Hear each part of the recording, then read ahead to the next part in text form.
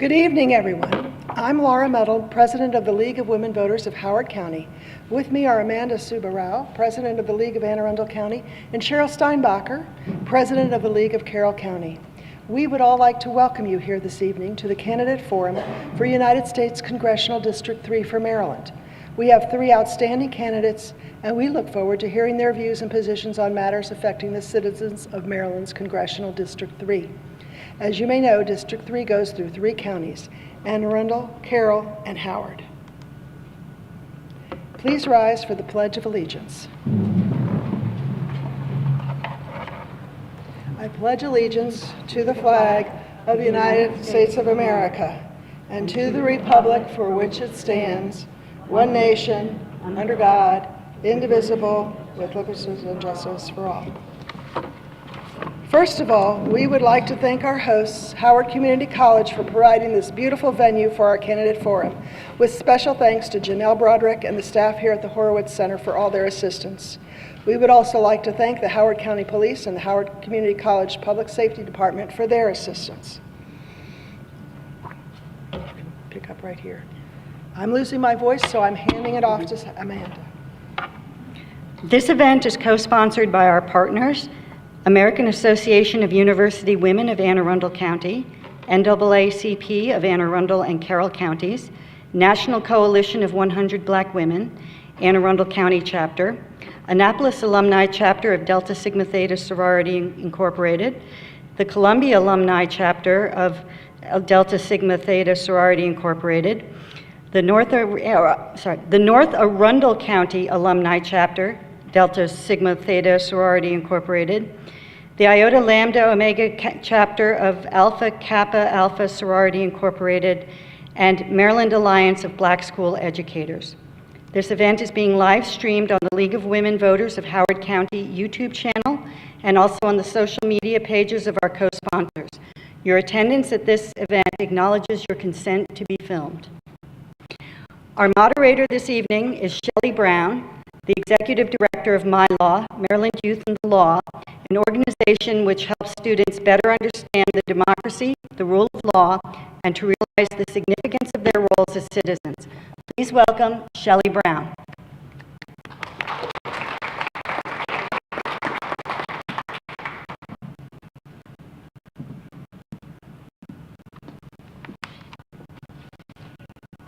Thank you. Good evening. Sure.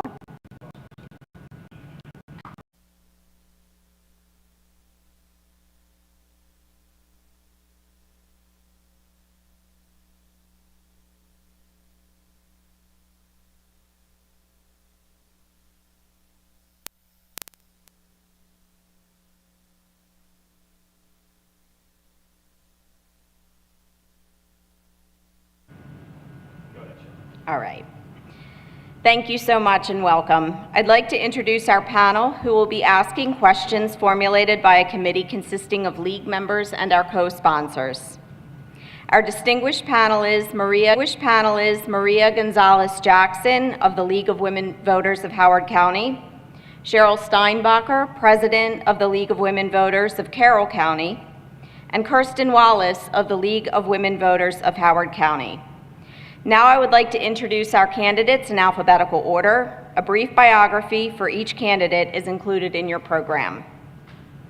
Miguel Barajas of the Libertarian Party, Sarah Elfrith of the Democratic Party, and Robert Steinberger of the Republican Party. The candidates will have no opening statements, but each will have 2 minutes at the end to provide a closing statement. Please note that none of the questions have been provided to the candidates in advance. The candidates are seated alphabetically and have drawn lots to determine who will answer the initial question first. The questions will be posed by the panel to each candidate in a rotating manner so that each candidate has the opportunity to answer first. Each candidate will have 90 seconds to answer each question. Our timekeepers in the front row will alert the candidates when they have 15 seconds left, and again when their time has elapsed. After each candidate has answered the question, they will each be afforded an additional 30 seconds to respond to one another's comments.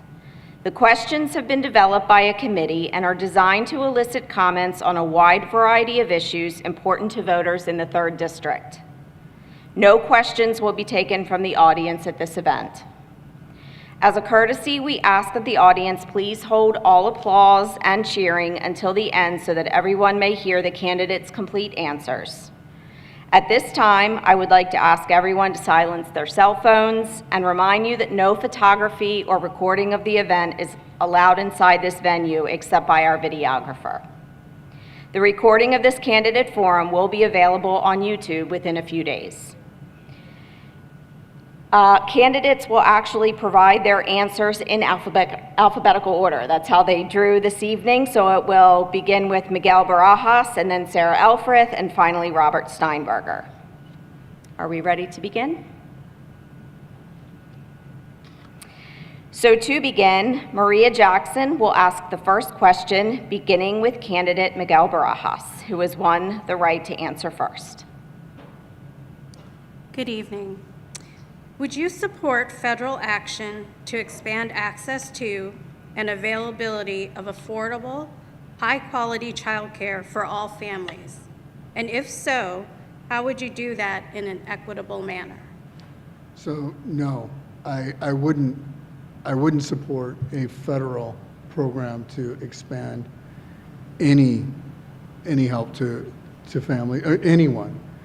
Instead, what I would look to do is limit the amount of taxation that is taken out of communities, leave that money in the communities, and let the communities decide how to best service each other, to take care of those families, to be able to provide every service that their community needs based off of the availability of the resources of that community, and be able to free you up to make decisions and self-guidance in those communities. I have not seen a single federal program that is able to do things effectively and efficiently as good as a local community can do that.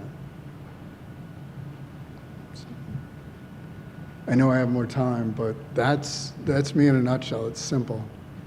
There's not a complicated answer for me. Sarah, and if you need me to repeat it, please let me know. Okay, I appreciate the question, and first of all, I want to thank our many hosts tonight for making this possible, including Howard Community College. This has been quite a journey over these last 11 months, campaigning for the privilege of representing you in Congress. I've gotten to meet so many people, including folks in this room, on the campaign trail across the 3rd District in all 3 counties, talking about the issues that matter most to you and your families. And even the first time I ran for the state senate in 2018, the issue of affordable childcare was brought up to me at your doorsteps, and not just young families, but even grandparents who are de facto childcare providers in this economy. This is an issue that for far too long has been categorized as a women's issue and not the economic issue that it is. I was able to participate and help organize a statewide summit on affordable childcare just 2 weeks ago, bringing together stakeholders, including providers and families and faith leaders across the state to talk about this issue, what we can do to tackle it. We've made tremendous progress at the state level, including expanding child tax credits and scholarships, but there's still so much more to do. When I am your member of Congress, hopefully in January, I will get hard to work on expanding the child tax credit, which is going to put money back into the hands of young families, and also work hand in hand with our providers to, as Miguel said, unburden a lot of the challenges that they face so we can actually expand the supply side to meet the demand of our families. Thank you. And the same question then to candidate Steinberger. Thank you. I'd like to echo Ms. Elfreth's thanks to all our sponsors and our hosts. Childcare is something that is near and dear to my heart. My kids are 6, 4, and 2. I have been living in the childcare nightmare for the last 6 years, and from initially trying to find childcare that I could rely on to actually making sure we could afford to pay for it. I mean, the costs of childcare are astronomical. So I would sponsor federal programs to help alleviate families, and those would include things like the tax credit, scholarships, using the school system and expanding our pre-K programs so that more children can actually be part of those programs. I do think there's definitely a need, as Ms. Elfreth also said, there is a dearth of availability. So we need to expand who can provide childcare and make sure that those folks are certified, that parents can rely on it. And making just more services available, I think would go a long way to alleviating a lot of what parents are concerned with every single day. When it comes to the costs, it is eye-opening, it's shocking how much families have to sacrifice in order to make sure that their kids are covered so that they can go to work. And again, one of the things that we were told when we first started looking was, usually grandparents step in, maybe an aunt, maybe an uncle. That's not an option for a lot of families, so they need other alternatives that they can actually turn to and rely on for proper child care. Thank you, candidates. You each have 30 additional seconds to provide a rebuttal, if you so wish, beginning with candidate Barajas. So I'm not looking to rebut. I very much agree. I just want to clarify, my ideas aren't to be harmful or to be heartless. We raised a large family. We have 9 children, 14 grandchildren. We know the hardship and the expense of taking care of families. What I'm looking to do is ensure that the communities get to decide that and not the federal government. Well, certainly the path forward, and I've started this work in the State Senate over the last 6 years, and again with the Child Care Summit just 2 weeks ago, the path forward has to include federal support, state support, and local leadership in the community, as well as the private sector providers who are providing that supply side of the equation. But as of right now, it costs more to send one child to childcare than the University of Maryland. And so clearly the system is broken, our economics are broken, it's keeping women and families out of the workforce, and it requires intervention from all sides. Yeah, one of the things that I just would also like to clarify is that finding the means to pay for these programs, federal or otherwise, is something that we need to take a look at. So we can't just continue to print money and share it. We need to make sure that we can actually fund the programs, whether it's through deploying funds from another program that maybe isn't servicing the way we need it to, and looking at it, scrutinizing where those tax dollars are coming from, and then using those for the benefit and positive impact in the communities. Thank you, candidates. Next, Cheryl Steinbacher will ask the second question, beginning with candidate Sarah Elfreth. What Supreme Court reforms would you support or not support, and why? Just say it again. What Supreme Court reforms would you support or not support, and why? Thank you for the question, and I'll start by saying that I am not an attorney, but I believe strongly that the current Supreme Court in its a number of structures is simply lost the faith of a lot of Americans. That starts with ethics challenges that a number of our justices have faced because of, frankly, the lack of stringent ethics rules for our court. So I think we have to begin with that, and that is an issue that Congress has the ability to take up.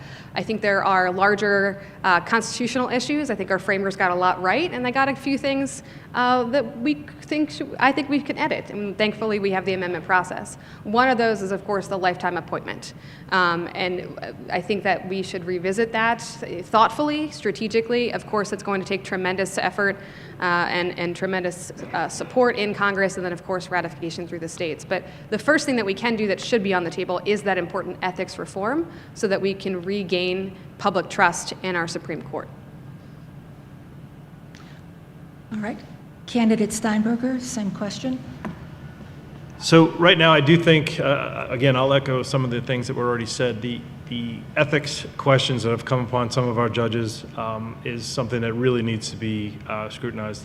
We need to take a look at what they're being allowed to do under the purview of their roles and what they shouldn't be doing. And when they do have to recuse themselves, there should be a procedure by which that is done or can be forced upon them, because there's just too much of a conflict of interest in some of the cases that we've heard about recently. When it comes to lifetime appointments, again, I have to agree. I think that needs to have a closer look taken.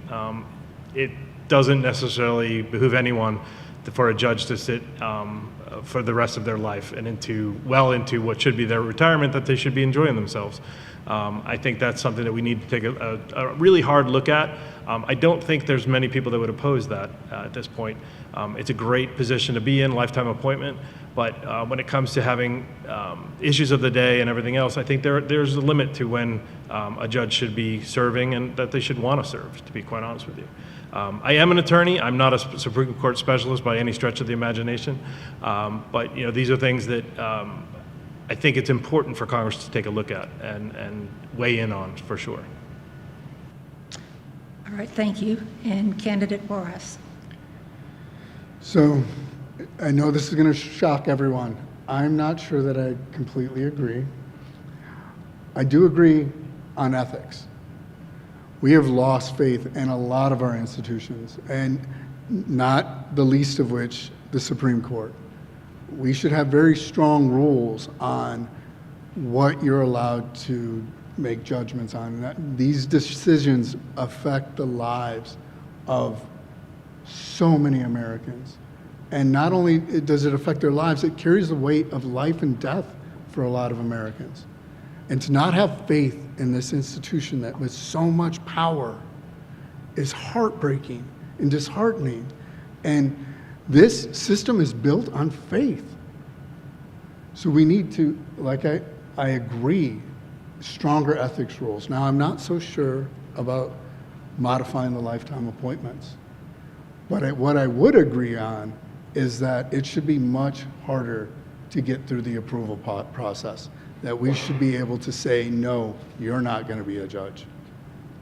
We should let the American people and Congress definitely have to take a deep dive look into that.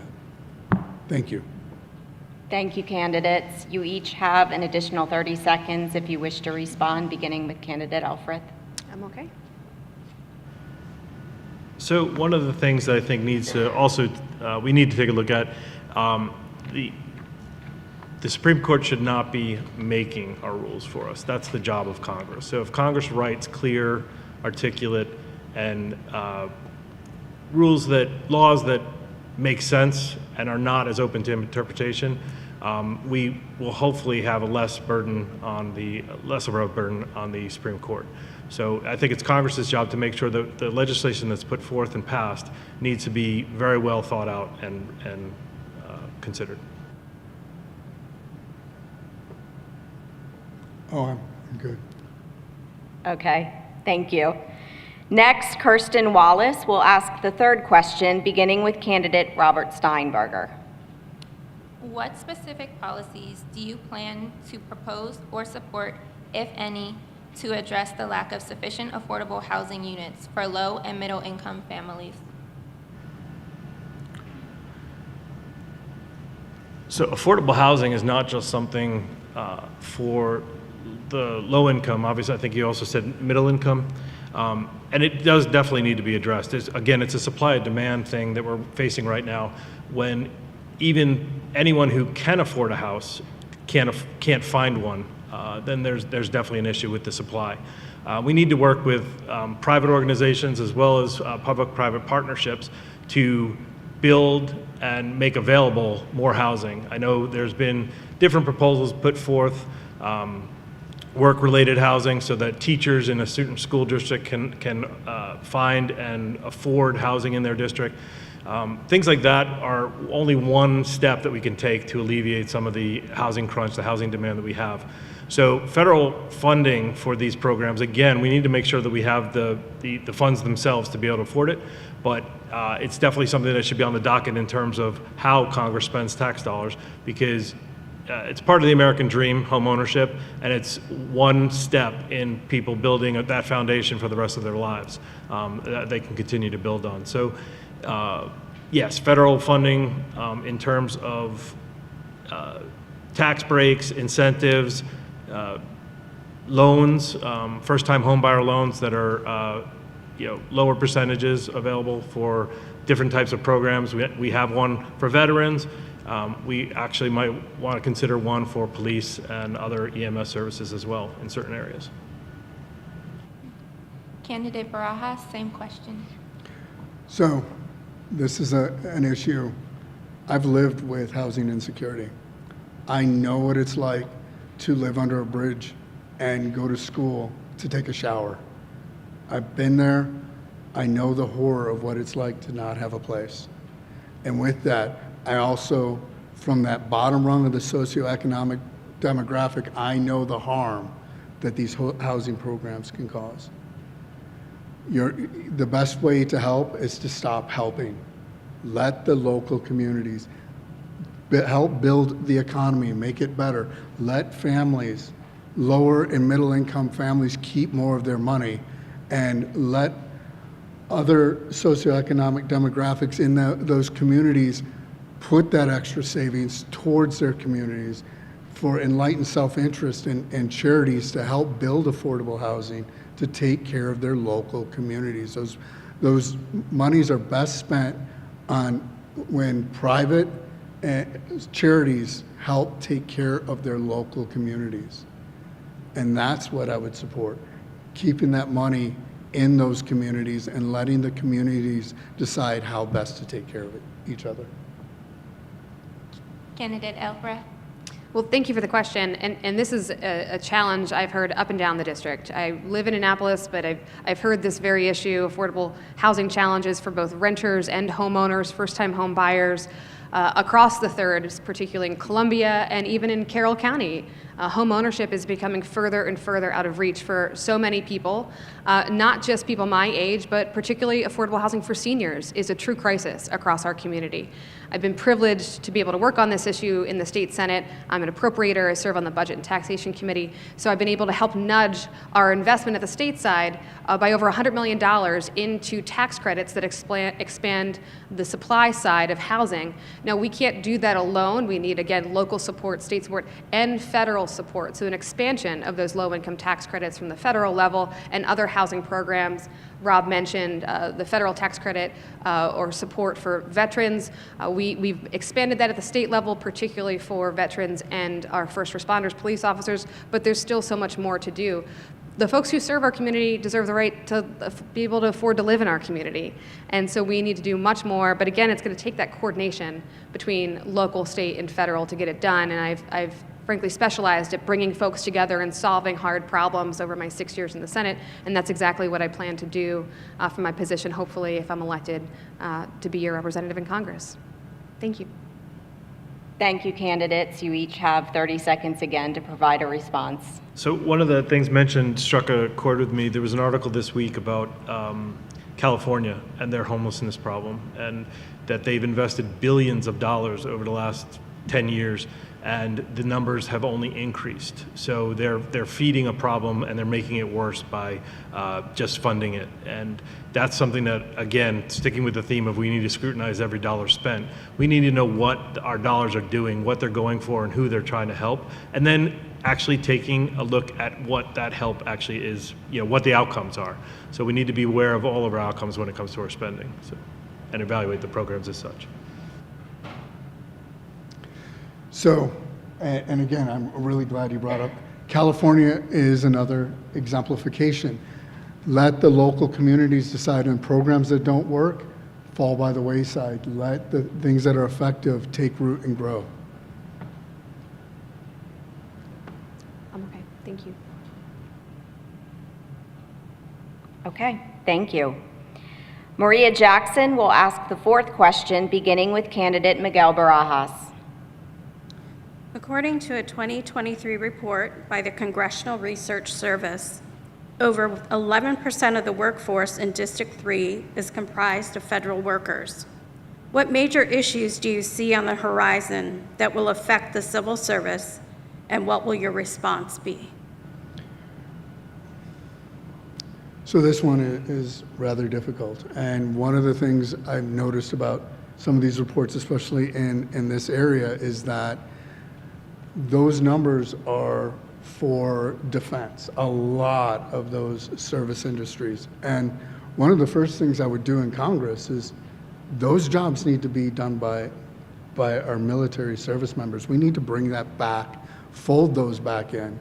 Yes, there are plenty of people who've made their livelihoods in that, but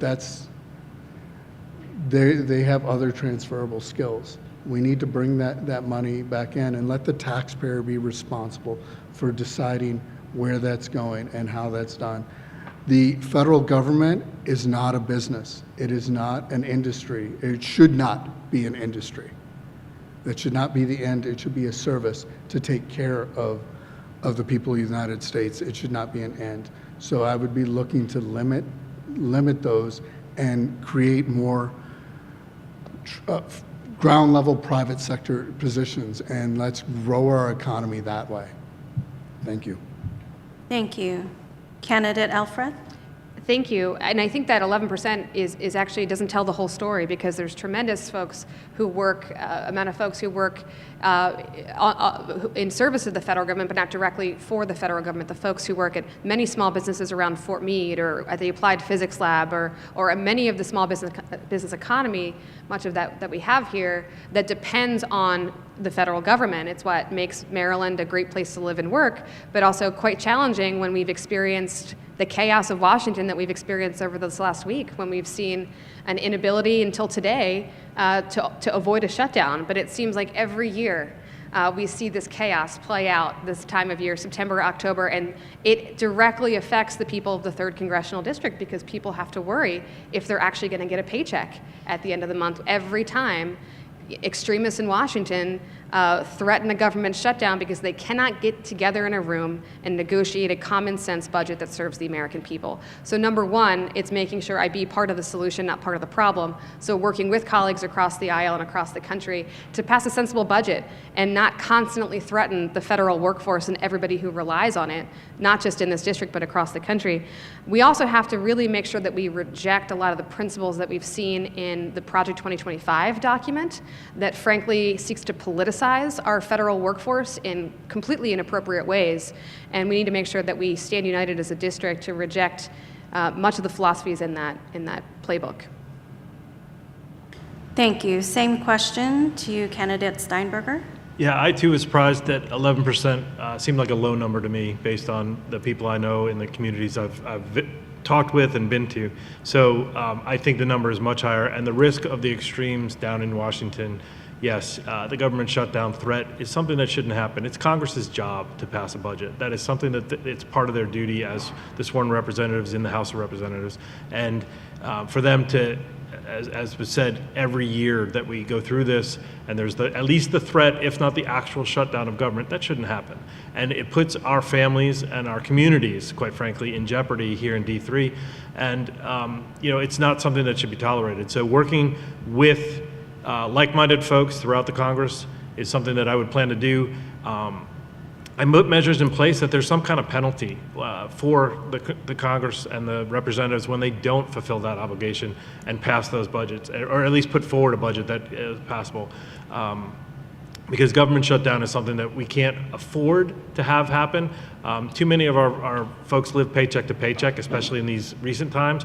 So to have them think that, oh, I might go a week, 2 weeks, or a month without a paycheck and have to live with that stress and that anxiety on top of everything else they're dealing with, it's just not right. So that, I think, would be the biggest threat to our government workforce that's located here in District 3 and needs to be addressed.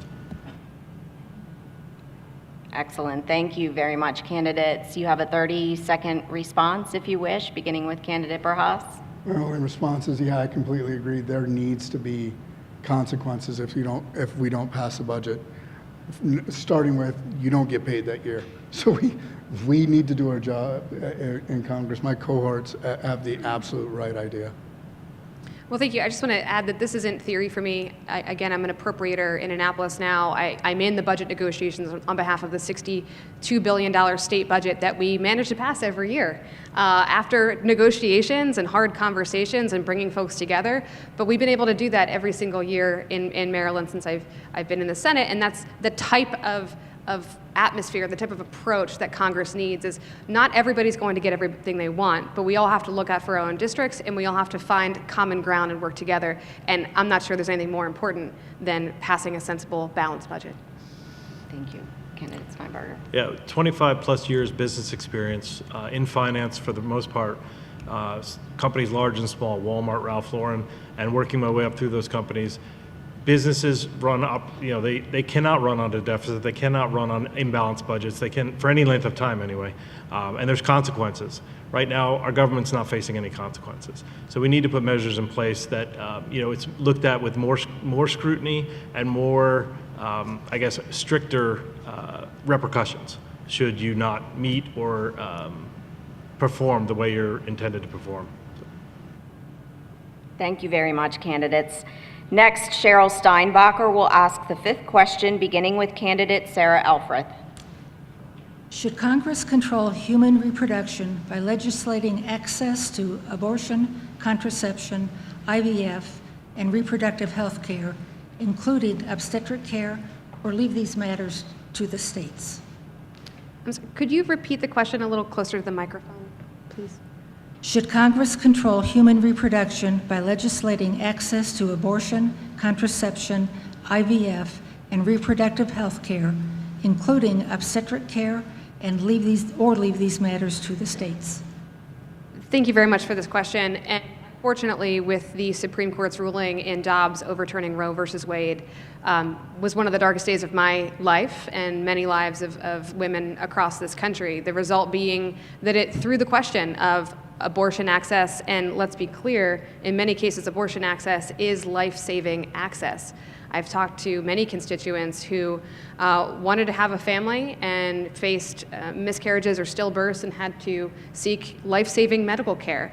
Now, in too many states across this country, Texas and Georgia, that care is being limited and women are bleeding out in parking lots. So the result of leaving it to the states is that people are dying.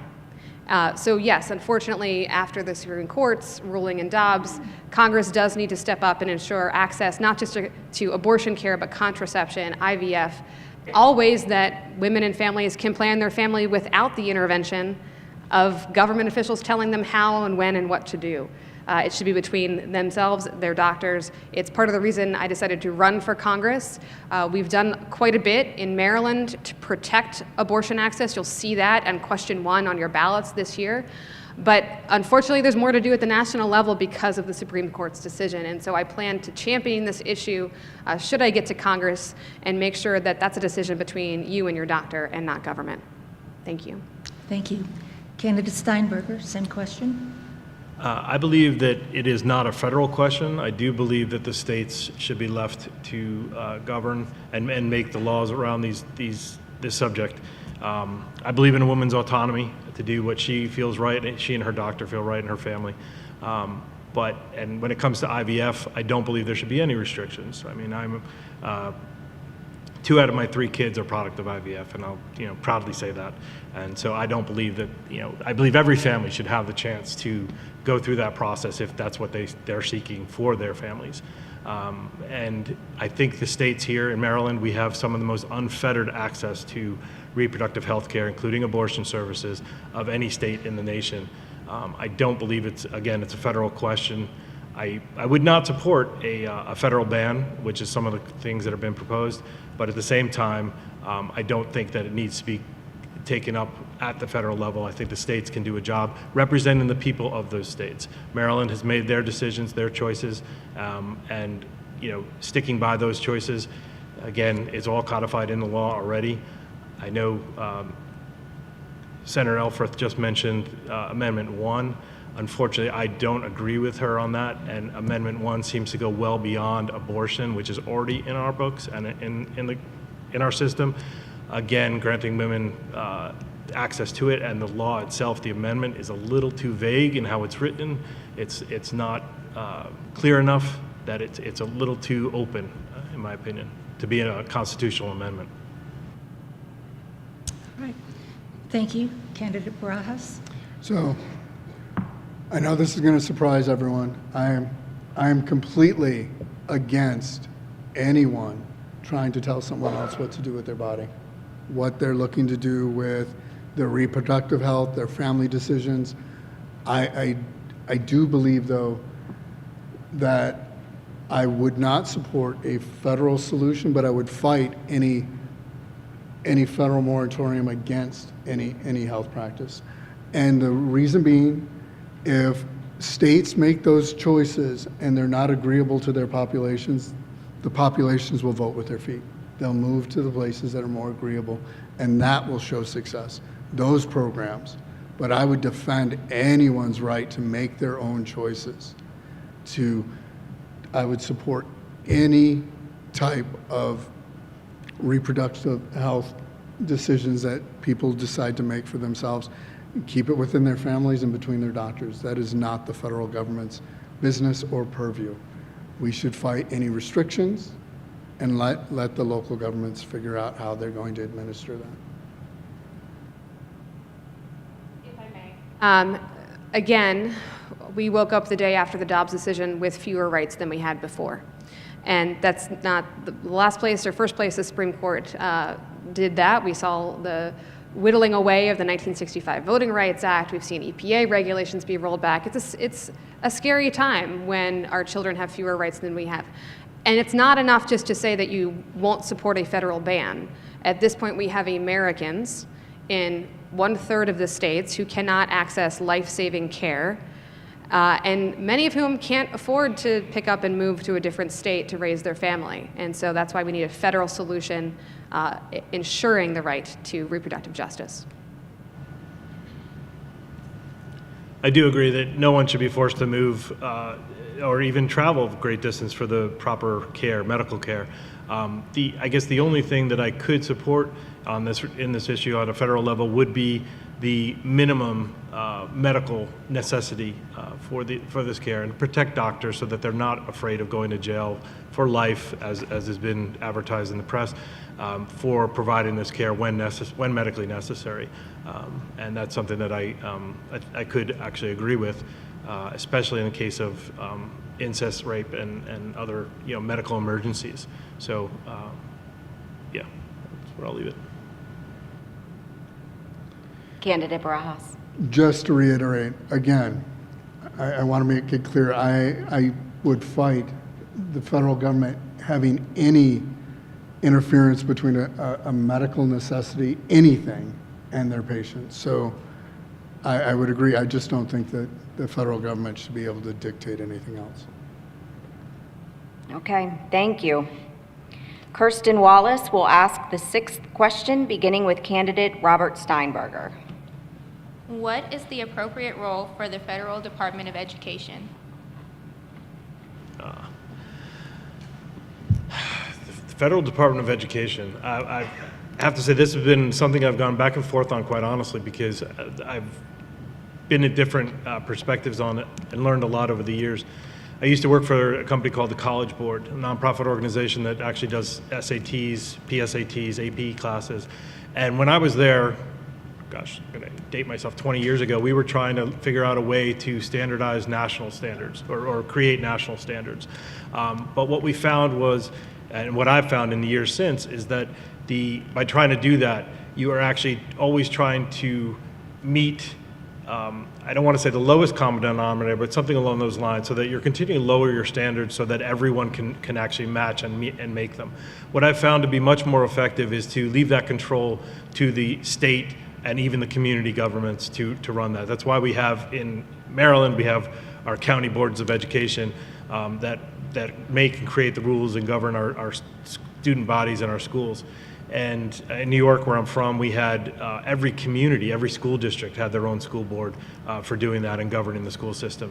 So when it comes to the federal, I think less is more, but I do think the federal responsibility is for infrastructure, supporting federal loan and student aid programs, for vocational and technical school programs, so that every student can have the education access that they need to achieve their educational goals. Thank you. Candidate Barajas? So this is one of those rare instances where I do think that the federal government may get involved. And where I disagree a little bit is that they should set some minimum standards, but they should not attach purse strings to them. They should not create standards that are tied to monies that the local governments get. They should go, hey, here in the world, this is the minimum standard that we should shoot to for our citizens. They should be able to read, write, do critical analysis through mathematics. And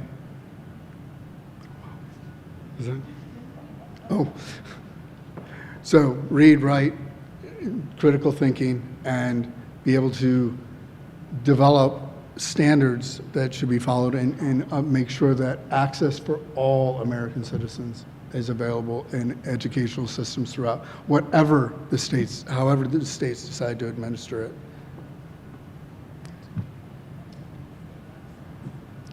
Well, thank you for this question. And again, something I hear constantly when I'm in the community up and down the 3rd Congressional District is everybody's collective appreciation for just how important public education is to so many in our community, and not just to our community, to our economy and our ability to be globally competitive. The Federal Department of Education does a lot of great things. They make sure we are investing in schools of high concentrations of poverty through Title I funding. We've doubled down on those schools at the state level, creating community schools and greater supports for students who need more interventions, who might need a breakfast or might need an extra school counselor. The Federal Department of Education also does a wonderful job with Head Start programs across the country, particularly here in the 3rd Congressional District. Probably no better investment than we can make in government than in early childhood education and making sure young students are prepared to be successful in kindergarten. But they need more support. We need more federal support, particularly for our special students in special education and our special educators. The IDEA is a bill in front of Congress right now to increase federal support for special education. That bill deserves a vote. Our students who have the highest needs deserve the highest investment that we can give them.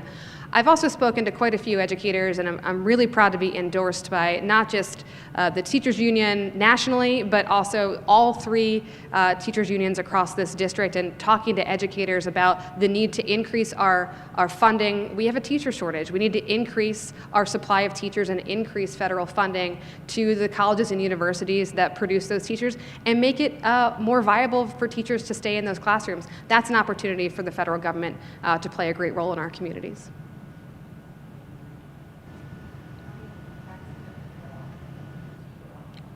Okay.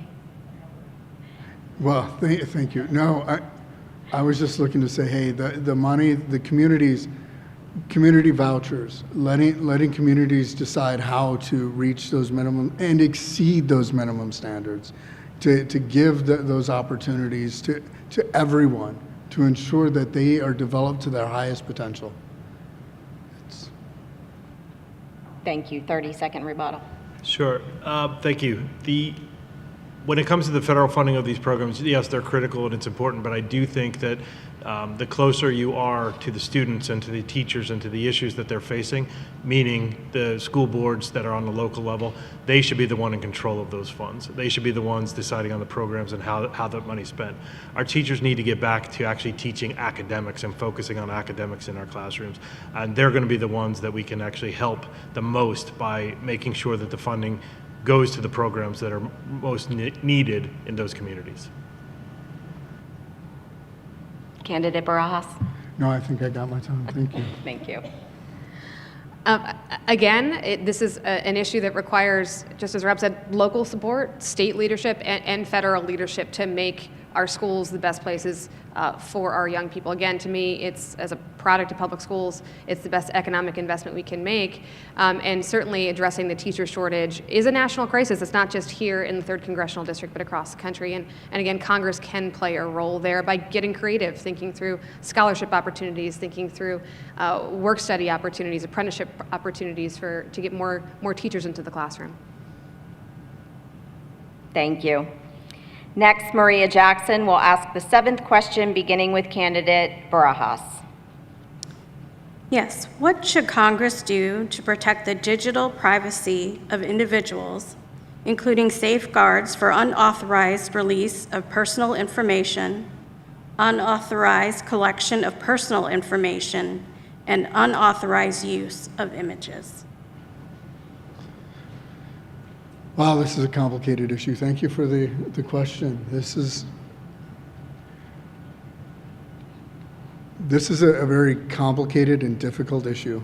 We run up on free speech and those rights, but no one has the right to invade your privacy. You have the right to the security of your own thoughts, your own papers. Anything that you don't make publicly available should be absolutely protected, and we should make laws to ensure. And again, a rare instance where I think the federal government should get involved in privacy laws, ensuring that people protecting your right to free speech while balancing your ability to keep your private sphere private. No one has a right to look inside of your phone, including the federal government. We need to protect ourselves from ourselves to ensure that the federal government does not have the right to look into your private thoughts, your private effects, keeping your private sphere private. Thank you. Same question to candidate Elfreth. Thank you. Data privacy and privacy generally is certainly one of the most challenging public policy issues we face, particularly as technology constantly outpaces our ability to legislate protecting all Americans, but particularly our most vulnerable Americans, children. The fact that data is now the most valuable commodity in the world. I can't be the only person in this auditorium who's creeped out when I say I want pizza for dinner and then suddenly it pops up on my Instagram feed.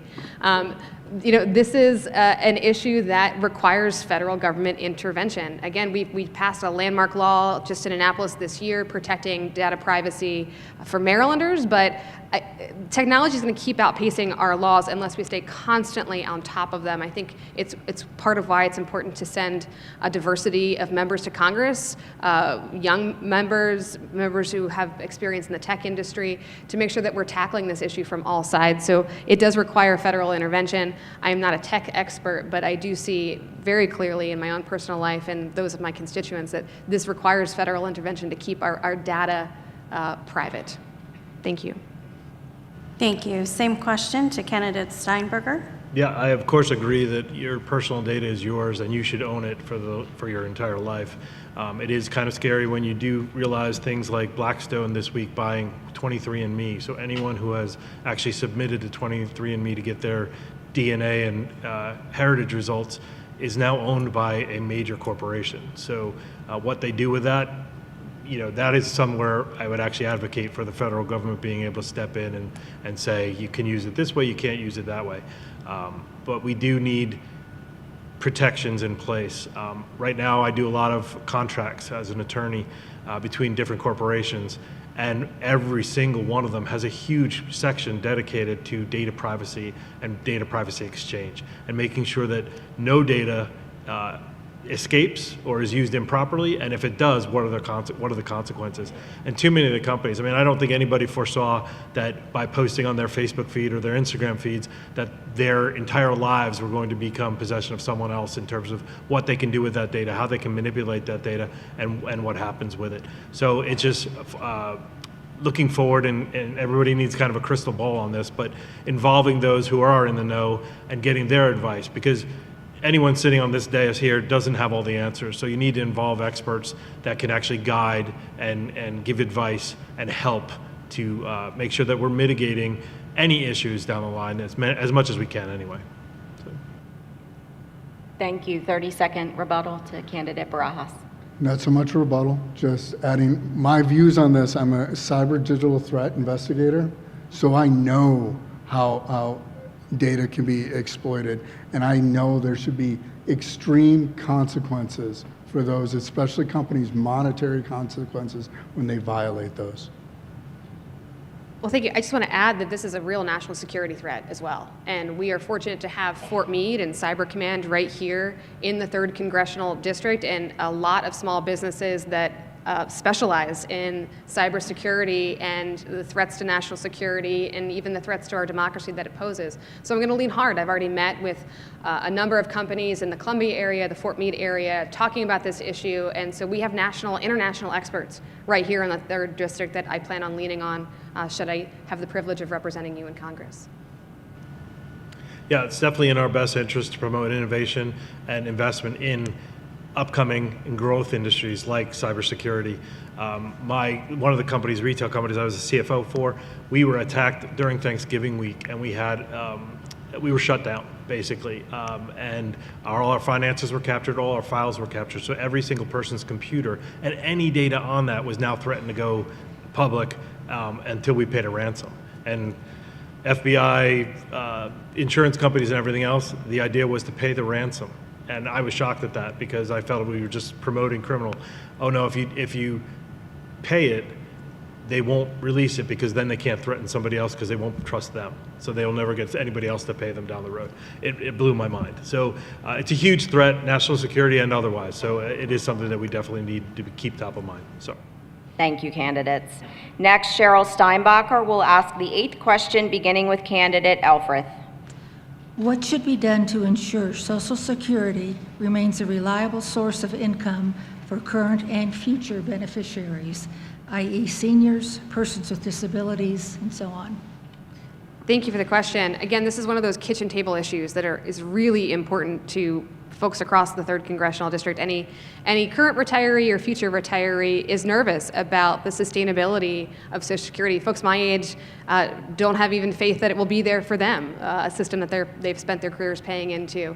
But let's also be clear that when Social Security first passed, or before it first passed, over half of seniors lived and died in poverty. It is one of the most important socioeconomic programs the federal government has ever implemented, but it is under threat. It's constantly on the verge, not constantly, but every year we hear about the cliff that is just upcoming if we don't make a change. A really simple, I think, clean change is to make sure we lift the cap of folks who stop paying into Social Security after they make a certain amount of money, about $400,000 a year. They just stop paying into the system. Lifting that cap, it's a pretty elegant solution, will ensure that the Social Security program is solvent for generations to come. It needs to be a bipartisan issue. This should not be politicized. Seniors living with dignity and prosperity should not be as politicized as it is, and that's why I'm going to fight very hard for that common sense solution to lift that cap and ensure solvency. Steinberger, please. Yes, so totally agree. We need to not only respect but protect our retirees and our seniors. These are folks who have paid into the system throughout their lives. They have sacrificed throughout their careers, and this is not a handout. This is something that they have earned. This is a benefit that they have paid into. So I do think it needs protection. Like many of you, I am so tired of hearing every year of the threat of insolvency and that, oh, if we don't do something, we have to do it now, or we're going to have to, Social Security will be insolvent. It is still a ways away, but the idea is that we have to act now. Let's stop making it a threat. Let's actually take action to reform. And the lifting the cap is only one of the proposed ideas. There's several out there, and it could be a combination of ideas. But let's get people in a room to sit down and actually focus on it, talk about it, and get it done, rather than keep pushing it, kicking the can down the road, as you speak, and actually take actions. We don't need to use it as a threat every single time we come into an election cycle. It should be something that can be and should be resolved immediately. Thank you. Candidate Bras.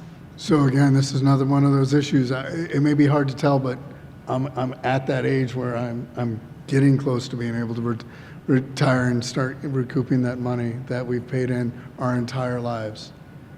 And the brinksmanship and the scare tactics to go, hey, this is going to fall apart, this is going to fall apart. We need to just get together, sit down, lock everyone in a room and go, we don't leave until we solve this issue.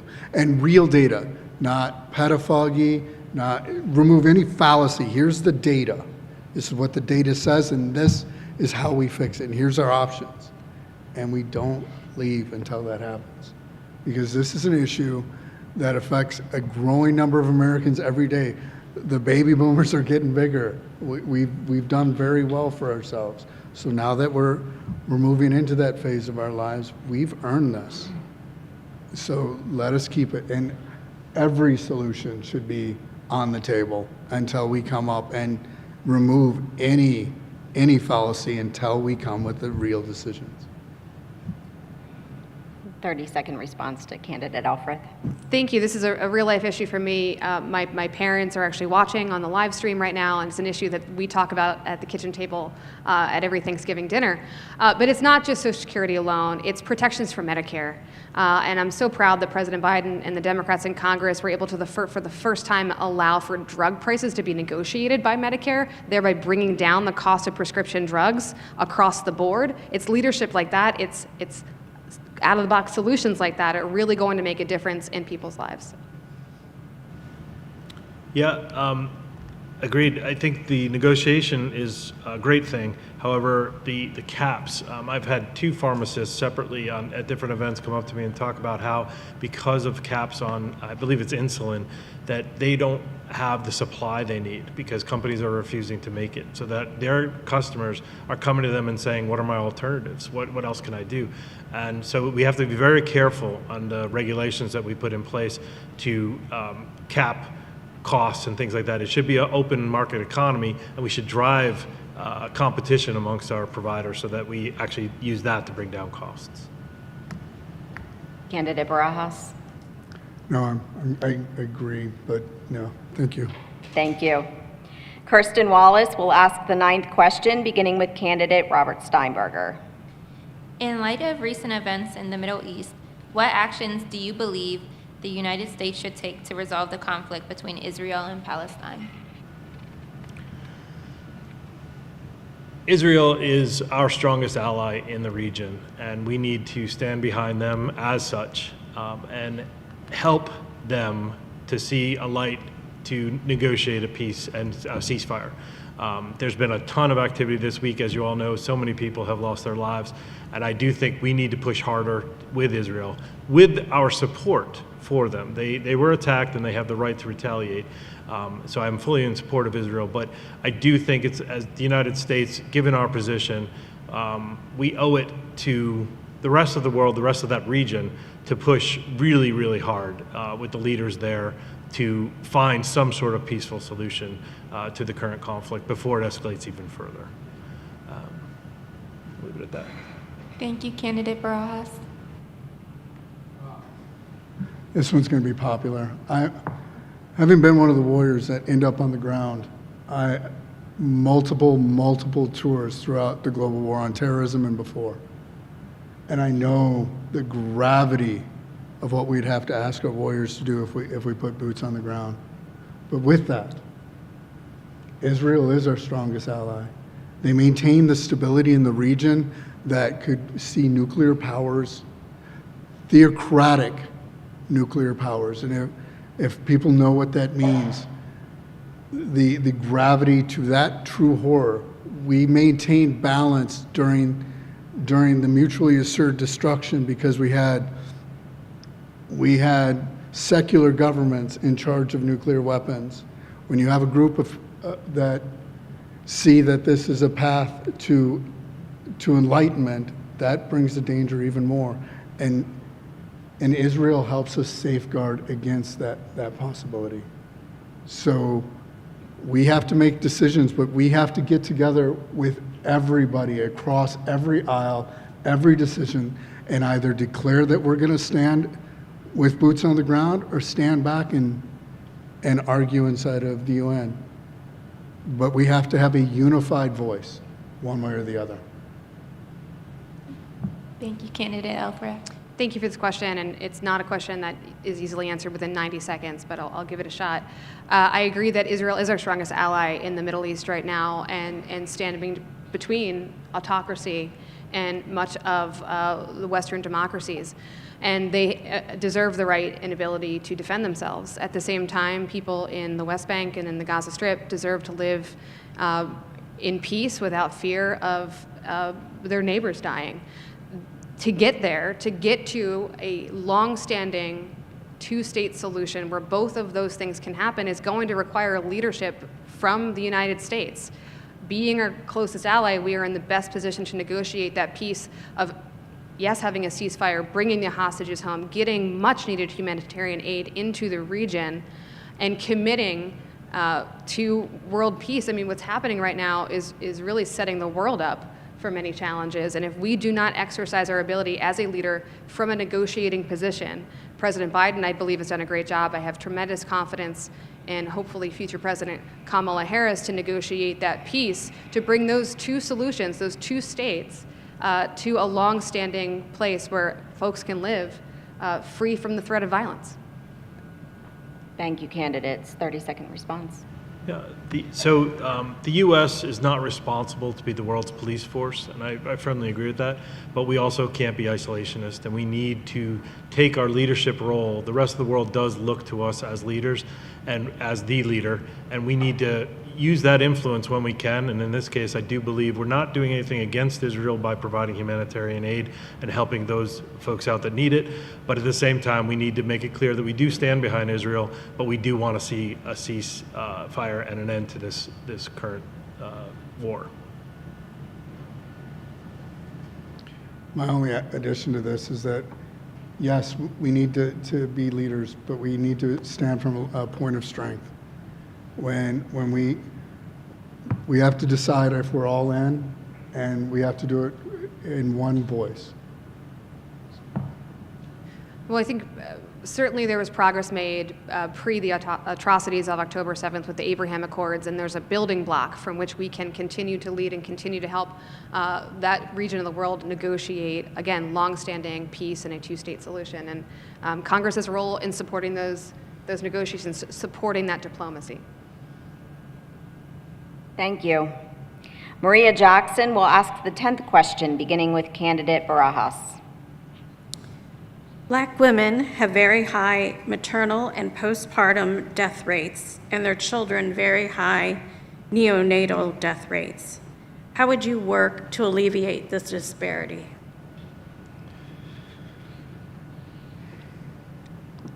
There's a lot we need to unpack there, and one of the things that we need to look at is why are those disparities happening? And this is data points that we need to bring out we need to remove the emotional fallacies that we bring into a lot of this and look at the data points and see, based on where the need is, let's get the resources exactly where the need is. Is it health education? Is it contraception? Is it prenatal care? Is it postnatal care? Where is the systemic issue that affects us the greatest? And let's get the resources where they need to be. And again, I know this is going to be surprising, but I think that happens in the communities more. Let's keep resources in those communities and use those resources to guide any program that helps set for the success and caring for all families. Thank you. Same question to candidate Elfreth. Thank you. This is an issue that's near and dear to my heart. One of the toughest days serving in the state Senate was when a group of OBGYNs from Anne Arundel Medical Center came to my office, and grown doctors started crying because of the amount of women who are presenting to the emergency departments ready to give birth who have not had the opportunity to have a single prenatal care visit. And the chaos that ensues for patient, for mother, for child, for nurse, for doctor, is why we have an unacceptable rate of maternal and natal and maternal health disparities and lives lost, and it's not necessary. That experience, that meeting, drove me to sponsor a bill in the Senate dedicating funding to the communities that needed the most intervention, communities with high rates of poverty and lack of transportation, communities that had high Medicaid rates, that did not have a hospital but needed a clinic, needed a place that young mothers can go and access to life-saving care in the communities that needed it the most. I just met with the Maryland Department of Health last week to check up on that bill and to see how that money was getting out the door and to make sure we got it right. And there's more work to do. We discussed opportunities for greater federal funding to increase that support and that work, and I plan on championing this issue in Congress just like I've championed it at the Maryland Senate. Thank you for your response. And for candidate Steinberger? Yeah, like anything else, the access to care, it sounds like that would be one of the biggest factors in this, and not knowing anything honestly about medicine.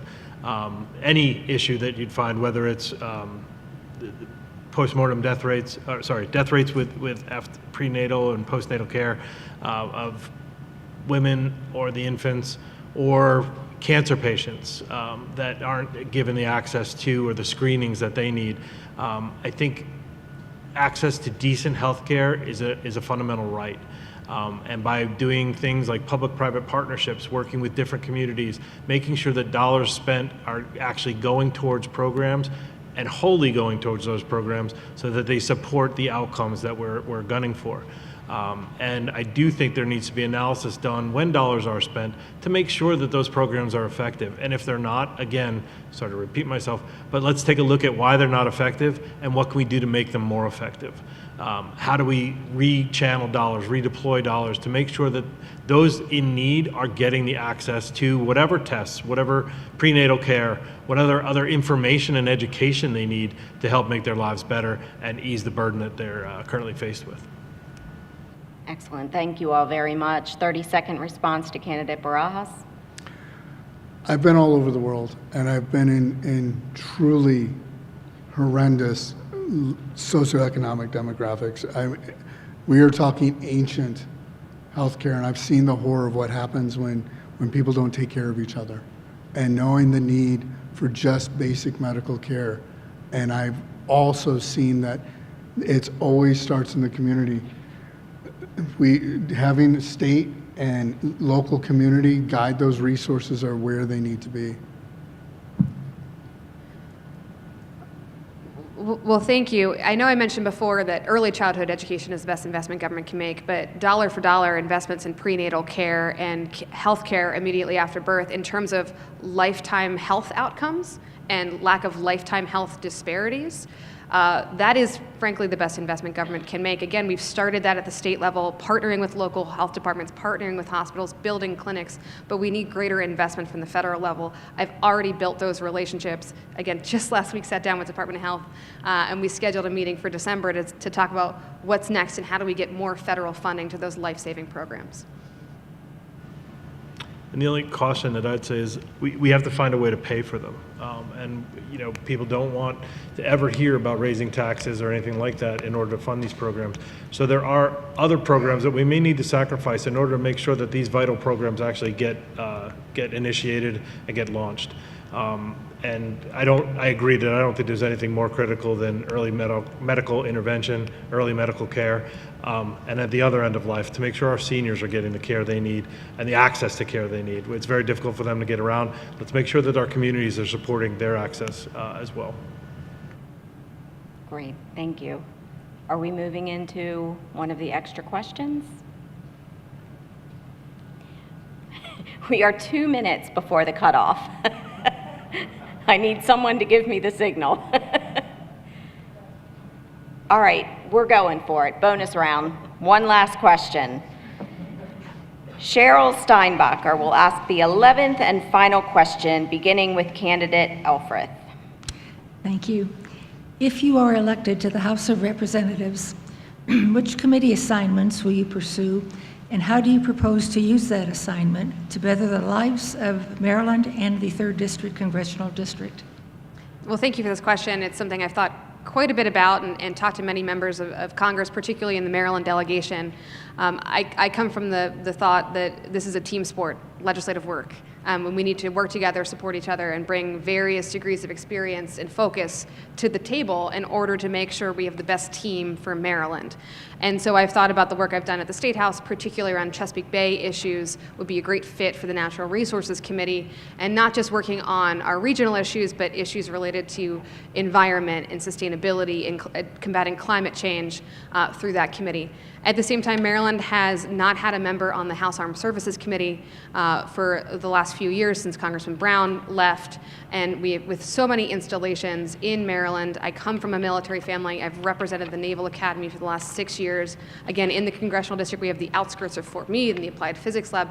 We really do need leadership in Maryland on the Armed Services Committee. I would like to have a focus, if I'm appointed to that committee, on military personnel, on family life, on how do we not just recruit the best and the brightest to serve our country, but how do we support the military family and veterans who choose to give their all. And thank you to Miguel and his family for doing that for so many years. We really do need a focus at the federal level on serving those who serve us. And so if I'm fortunate enough to be elected in November, those are the 2 committees I'd be privileged to serve on. Thank you. Same question, candidate Steinberger. Thank you. So there's definitely a question of seniority, and if we're putting that aside so that anybody could be on any committee, I think that the two that I would like to play to my strengths, my background in business and finance, would be the Appropriations Committee. I do think that the Judicial would also be somewhere that I could lend some knowledge, information, business acumen, and make a difference in being able to speak to those issues. I do like the idea that Senator Elfreth brought up about the Armed Services Committee. I think it's appalling that we don't have someone sitting on that committee from Maryland, given all of the installations and all of the citizens who, residents here, who are part of the armed services or support the armed services in some way, shape, or form.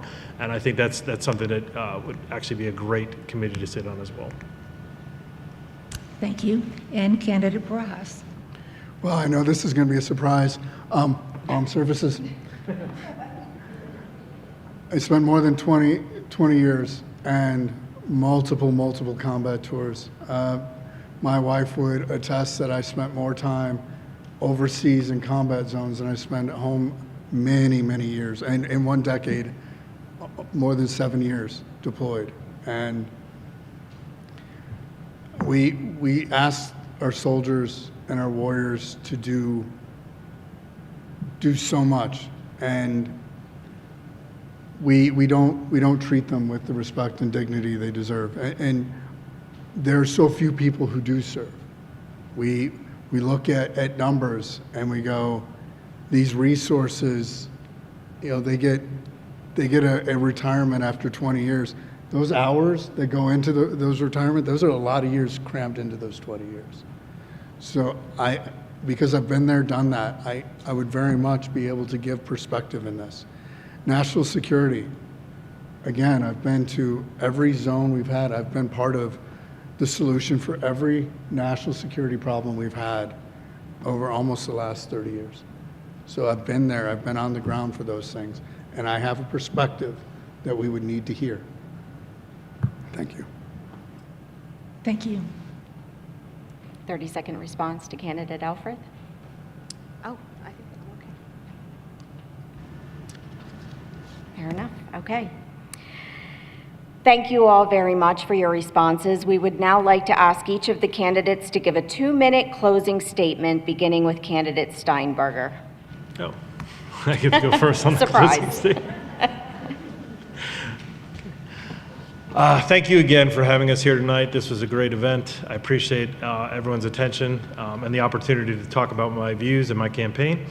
My background being what it is in business, finance, strategic planning, and the law, I believe I can bring those 25 plus years of experience and acumen to bear very well in Congress. And a lot of the issues that our Congress folks face every single day are things that I can weigh in on.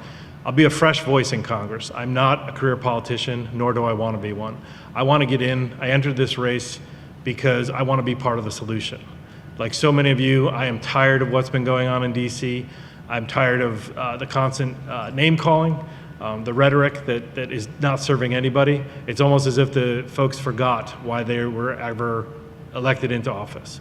And they need to be reminded of that, and they need to get back to work. And that's something that I feel I can do. One of the things that I've mastered is bringing people of disparate opinions, perspectives, and persuasions to a table to get things done. In business, I've had to do it so many times in order to move projects forward, take advantage of opportunities, and to really get down to the nitty-gritty to move the company forward. I thank you for the opportunity, and I hope I can count on your support in November. Thank you. Candidate Barajas. Wow, I am honored to be here. Thank you very much for the opportunity. Our sponsors here, I am so grateful.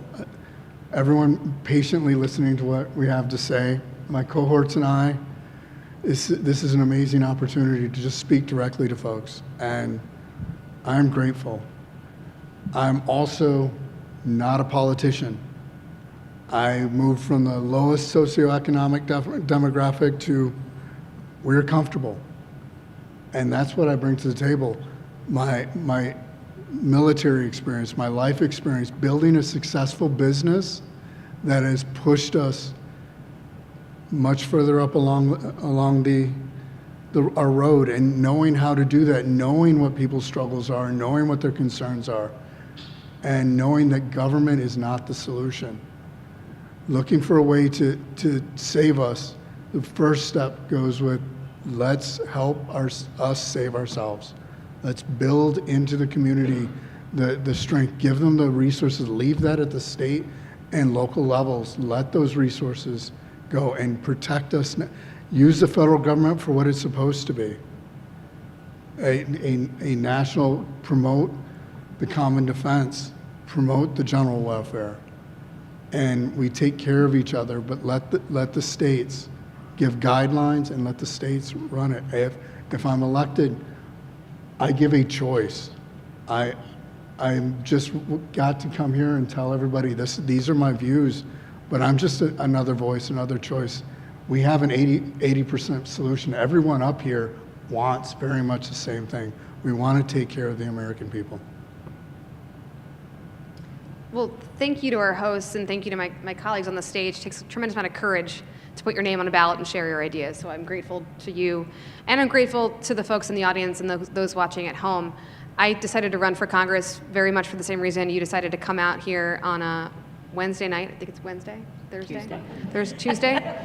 On a Tuesday night, is because you too didn't want to sit on the sidelines. You too wanted to see your values, the issues that are important to your community, reflected in the candidates that you can choose from. And so I'm grateful to you for coming out. And I too have heard from folks across the district of all political persuasions.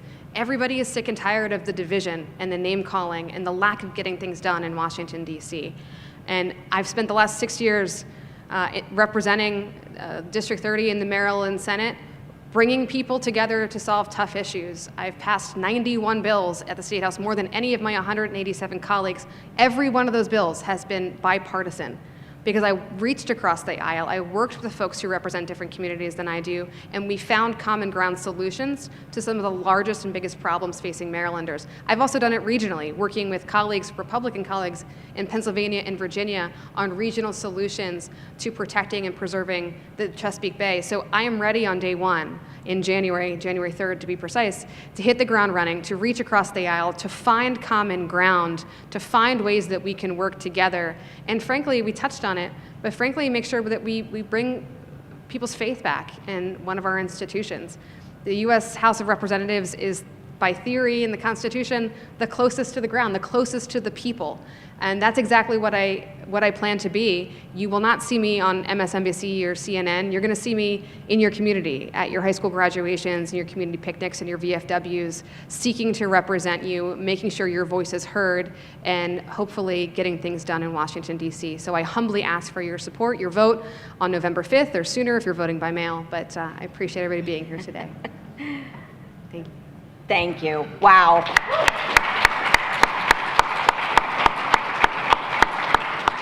Thank you all very, very much.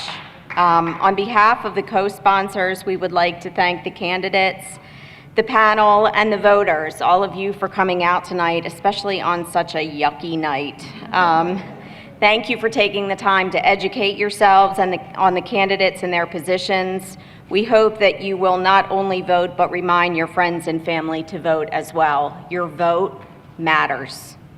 The candidates will be available in the lobby for a brief meet and greet if you have any questions that you would like to ask them directly. Thank you all for coming. Have a good evening and a safe drive home. Thank you very much. Thank you.